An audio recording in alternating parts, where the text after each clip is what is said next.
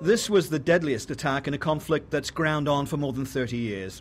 Two men believed to be Uyghur separatist fighters attacked this police station in an audacious raid that left 16 police dead. Journalists and photographers at the scene were harassed and intimidated by police who'd sealed off the scene of the bombing. The attacks follow a massive clampdown across the region with hundreds, perhaps thousands of people rounded up.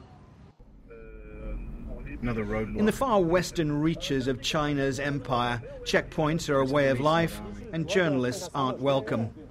Travel down the ancient Silk Road and you run a gauntlet of roadblocks and security checkpoints as you enter the land of the Uyghur people, a Muslim minority regarded with suspicion by Beijing. We'd learned that 100 people had been detained here in the run-up to the Games. Arriving at the town of Yupuga, we found the streets deserted apart from army and police.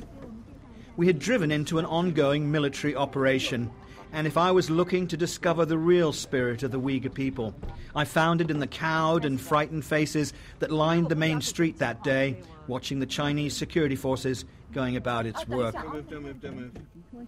This was the end of the road for us. We were questioned for an hour and escorted 100 miles out of the area. The Uyghurs trace their roots to the plains of Central Asia. They're a mainly rural and largely impoverished people. These are devout Muslims who've struggled for cultural survival in the face of a government-supported influx of Chinese, just like the people of Tibet. But there are big differences here. The Uyghur have no charismatic leader like the Dalai Lama and lack the international support given so freely to the Tibetans. In this strategic oil-rich region, the presence of a Muslim community is seen as a threat back in Beijing. China says it's broken up a dozen so-called Islamic terror cells in the region, plotting to attack the Games. And last week, a group claiming to represent an Islamic separatist movement released an internet message saying it was responsible for recent bus bomb blasts and promised further attacks on Olympic targets. But what of the ordinary Uyghur? Do they feel they're part of China? Our Chinese guide stopped me from asking the question. In fact, no one here dares speak out against the Chinese, and voices from abroad explain the reasons why. The Chinese authorities arrest and imprison all those Uyghurs who complain.